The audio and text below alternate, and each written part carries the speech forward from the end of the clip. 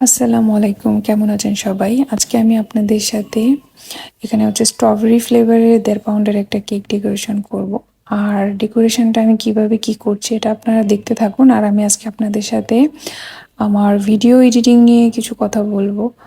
আসলে অনেকেই এই বিষয়টা নিয়ে কিছুদিন জিজ্ঞেস করতেছে যে আমি ভিডিও এডিটিং কিভাবে করি, আবার অনেকে বলতেছে যে আমি যেন তাদেরকে ভিডিও এডিটিং করা শিখাই। আসলে আমি নিজেই তো কিছুই পারি না ভিডিও এডিটিং। আমার এডিটিং এর মধ্যে আপনারা কি এমন দেখছেন যে আমার কাছে ভিডিও এডিট করা শিখতে চাচ্ছে? তো এখানে একটা স্ক্রিনশট অ্যাড করে দিলাম। আসলেই যে আমার কাছে মানুষ শিখতে চায় এটার একটা প্রুফ বলতে পারেন। অনেকে আবার উল্টাপাল্টা কমেন্টস করে এসে। আর যে আপু টেক্সটটা করছিল আমি ওনার আইডির নাম টাম সবকিছু হাইড করে দিয়েছি।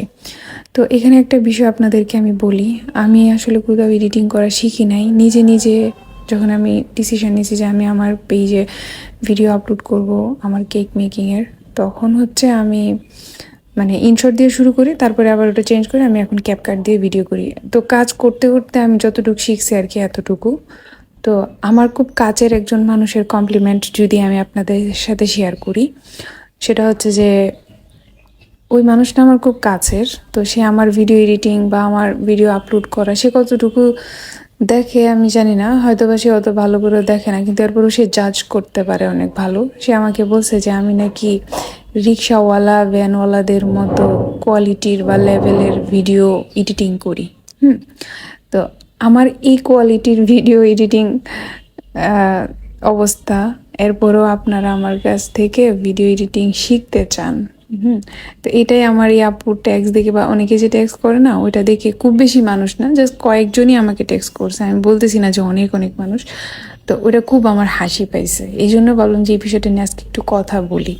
তো যে মানুষটা আমাকে বলছে যে আমি রিক্সাওয়ালা ভ্যানওয়ালার মতো ভিডিও এডিটিং কোয়ালিটি আমার, আমি ভালো এডিটিং পারি না, তো তাকে নিয়ে আর কি বলবো। মানে সে যে খুব ভিডিও এডিটিং পারে বা সে তার নিজের একটা পেজ আছে, আমার চাইতে বেশি ফলোয়ার বা এটা ওইটা এমন কোনো কিছুই কিন্তু না।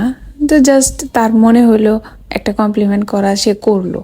হ্যাঁ, এরকম। কিন্তু আমার কাছে মনে হয়েছে যে আমার যেহেতু এই জিনিসটা কেকের ভিডিও আমি মেক করতেছি, এইখানে আমার এর চেয়ে বেশি মানে হাই কোনো এডিটিং প্রয়োজন আছে বলে আমি মনে করি না। আমার কাছে মনে হয়েছে যে হ্যাঁ, আমি এতটুকু পারি, আমার এটা এটা দরকার, আমি এটা এটা করলাম, অতটুকুই এনাফ আমার কাছে মনে হয়েছে। এই জন্য আমি এইভাবেই এডিটিং করি।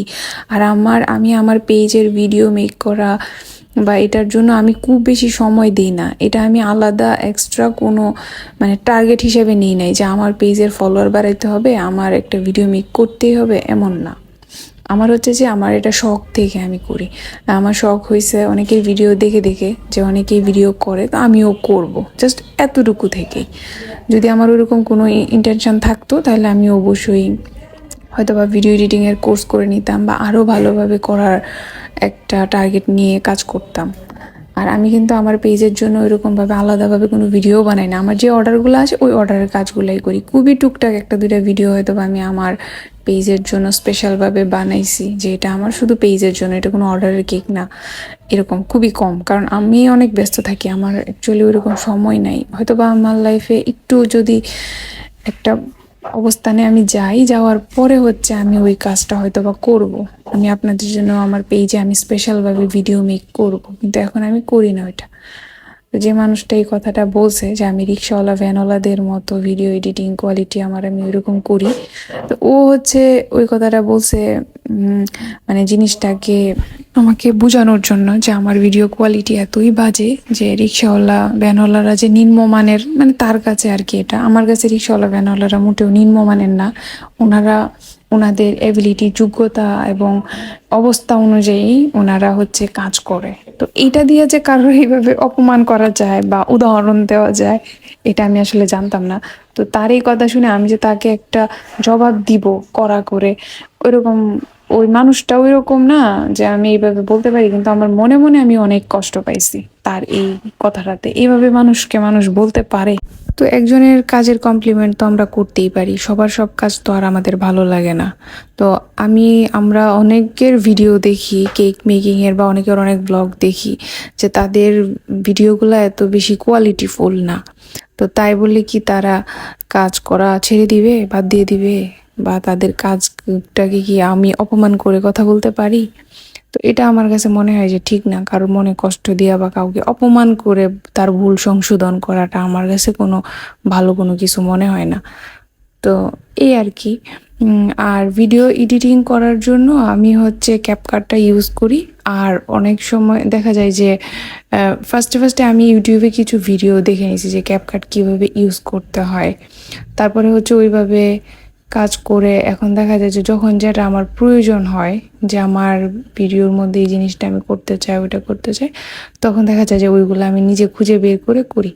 আর ওইরকম আসলে সময় আমি দিতে পারি না, হয়তোবা দিতে পারলে হয়তো বা আর একটু ভালো কিছু হইতো। আর আপনাদের সাথে কথা বলতে বলতে এই সুন্দর কেকটা করলাম। আর এই কেকটা হচ্ছে এই কেকটা ছিল হচ্ছে মাশা বিয়ার থিম কেক, কোকোমেলন বলে ফেলতে চাইছিলাম। তো মাশা বিয়ার থিম কেকটা আপু শুধু কোনো ডিজাইন দেয় নাই, বলছিল যে আপনার পছন্দ মতো করে দিয়েন আর কি, ফিক্সড কোনো ডিজাইন নেই, বাট মাশা বিয়ার থিমের হইলেই হবে কেকটা। তো আমার কাছে এই দুইটা স্টিকার আগে থেকে ছিল, আর আমার প্ল্যান ছিল অন্যরকমভাবে আরেকটা অন্য কিছু করার, কিন্তু যেহেতু ওই দিন মেবি শুক্রবার ছিল, কারণ কেকটা আমার অনেক আগের করা, তো ওই দিন তো আর নতুন করে স্টিকার করানোটাও পসিবল ছিল না। এই জন্য আমার কাছে যা ছিল তা দিয়েই হচ্ছে আমি কেকটাকে এইভাবে করেছি। তো থ্যাংক ইউ এতক্ষণ ভিডিওটা দেখার জন্য।